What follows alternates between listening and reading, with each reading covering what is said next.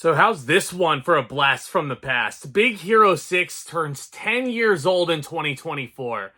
That is a scary thought. I remember going to the movie theater to see this movie on my 18th birthday. It was such a fun night, and I had a ton of fun watching this movie on the big screen. And looking back on things in hindsight, there's a lot of things that still really surprised me and very much impressed me about Big Hero 6. And I still have a lot of fun with it, as does Lindsay, but I don't know. My movie critic brain is definitely starting to creep in, and I'm not remembering this movie as fondly as I did 10 years ago. Alright, so this is set in the fictional town of San Francisco, a hybrid of San Francisco and Tokyo, obviously. Our hero is a young robotics prodigy named Hiro, fittingly enough. And Hiro is kind of a troublemaker when you first meet him. He doesn't exactly know what to do with his genius. And his older brother Tadashi wants to make sure that he's going down the right path in his life. So he encourages his little brother to apply for the school that he's going to, and he introduces Hiro to his band of misfit geeks. And just when things are starting to look up for Hiro, right as he's accepted into the school, his older brother dies in a fire. Yeah, damn, this is a Disney film.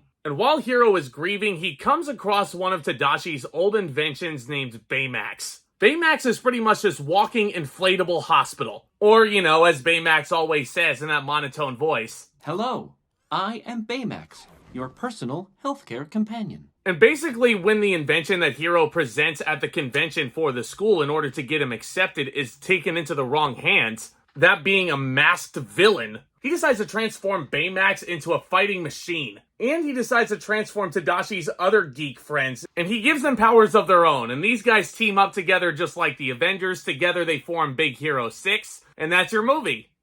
That's your movie. Now, thinking about it, in 2014, around this point, comic book movies had come a long way. We had seen two phenomenal Marvel flicks come out in 2014 alone in Captain America the Winter Soldier and Guardians of the Galaxy Volume 1. Both of which at one point or another are in my top 5 MCU movies. And honestly, by comparison, Big Hero 6 just doesn't really live up to those expectations. That's not to say that Disney doesn't give you a fun time, because they absolutely do. The action sequences are definitely very solid, and everything is all animated and directed extremely well in this movie. But it's almost like, God, how do I put this? A few years after Big Hero 6 came out, we got the long-awaited sequel to The Incredibles. Both Incredibles movies were directed by Brad Bird. Now, this is not a knock on the team that gave us Big Hero 6, but let me put out an idea in your guys' heads, and you guys might hate me for this. But could you imagine if Disney contacted Brad Bird to direct Big Hero 6? And if so, could you imagine how much better and how much more imaginative these action sequences could have been? And like I said, this is not a knock on directors Don Hall and Chris Williams, because both are extremely capable directors with a strong Disney pedigree. But I just can't help but think of Brad Bird when I look at a superhero movie with Disney's name on it. And there's times where I honestly do think that Brad Bird directed this movie, and then I get sad when I figure out that he didn't.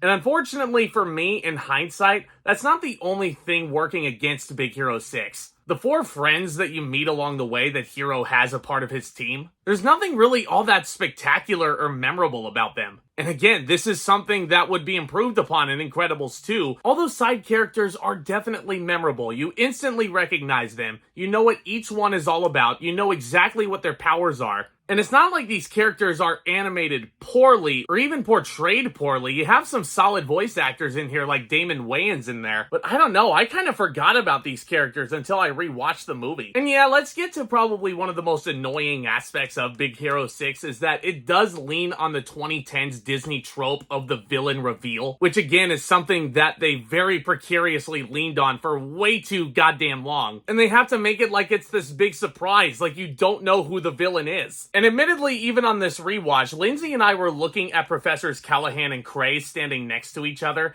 and we were like, okay, which one of these is the bad guy? Which one of these men is gonna be under the yokai mask? And I feel like the execution of this villain reveal is better than, say, a Wreck-It Ralph, because as you come to learn about Callahan, who is revealed to be under the mask, spoiler alert, his actions are completely justified, and you understand why he has to go to the villainous lengths that he goes to. But it's kind of a double-edged sword if you really think about it, because if Disney doesn't reveal that Callahan is the villain until about the halfway point like they do here, then you can't explicitly, like, relate to the villain in any way. It doesn't really give you enough time to let their motivations sink in. Again, this is just me taking off the rose-colored glasses for a bit because Big Hero 6 is ultimately extremely enjoyable. And I think what makes it so enjoyable is our two leads here. This kid Hero is a genius. I love that Disney has written such an intelligent protagonist. You don't normally see that in their animated flicks. Like, this kid is resourceful. Like, he knows what he's doing once he gets out on that battlefield. He knows what he's doing when he's putting all these gizmos and bells and whistles together. And more importantly, you absolutely feel for his grief. As a brother myself,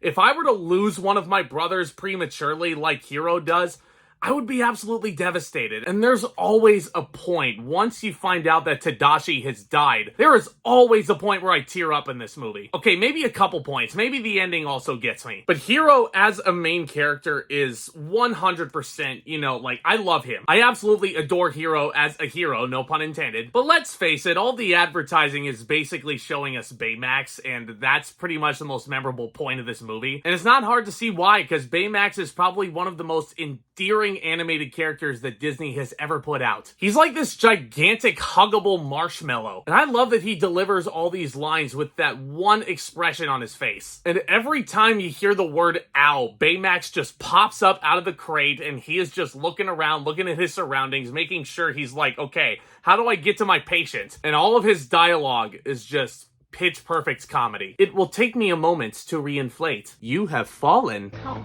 come on! I am not fast. Yeah, no kidding! Oh yeah, this whole sequence, this is what it's like to bring Lindsay around Disneyland. Boom, roasted. Love you, sweetheart. And I don't know what it is, but Lindsay and I were watching this movie last night, and she even said it herself, and I don't think she would mind my saying this, but when Baymax is all suited up and he says, hello, and then he starts chasing the butterfly around in the field, she's like, yep, that would be me also. I would chase that butterfly. So even though this isn't one of my all-time favorite Disney animated classics, definitely not top tier in the modern Disney era, Big Hero 6 still has loads of fun attached to it. It almost feels like it has the Lilo and Stitch effect, because there's one element, this relationship between Hero and Baymax, that is so phenomenal and so memorable in every way that I feel like it almost overshadows everything else that the movie tries to do. Like I said, I wish these nerd friends had a bit more personality written into them. Like, you can tell that they were trying to write some comedic elements and they were trying to give them their own identities, but I just found all four of them so forgettable in the grand scheme of things. Also, doesn't help that TJ Miller voices the Slacker.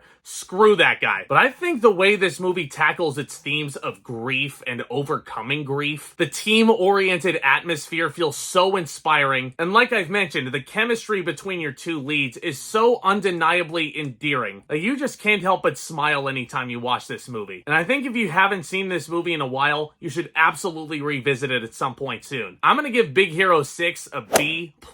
Not the strongest superhero movie to come out of 2014, because it definitely feels like there's a lot of derivative elements attached to it with The Incredibles, with Iron Man and what have you, and all those comparisons. In hindsight, like, I loved this movie when it first came out, but I cannot deny that this movie is not without its flaws. Let me know what you think of Big Hero 6 down in the comments. Is this one of your favorite Disney animated movies? If not, then what do you consider your top 10 favorite Disneys? I love discussing all things geeky over here, all things Disney on the regular. And if you guys are new to the channel and you've stumbled upon this channel for the first time today, welcome. Do consider subscribing. Tap on that thumbs up as well. That would be much appreciated. Stay tuned for more videos very soon. I'm looking forward to catching Ghostbusters Frozen Empire this upcoming Thursday. And with all that being said, fist bump. Ba la la la la la.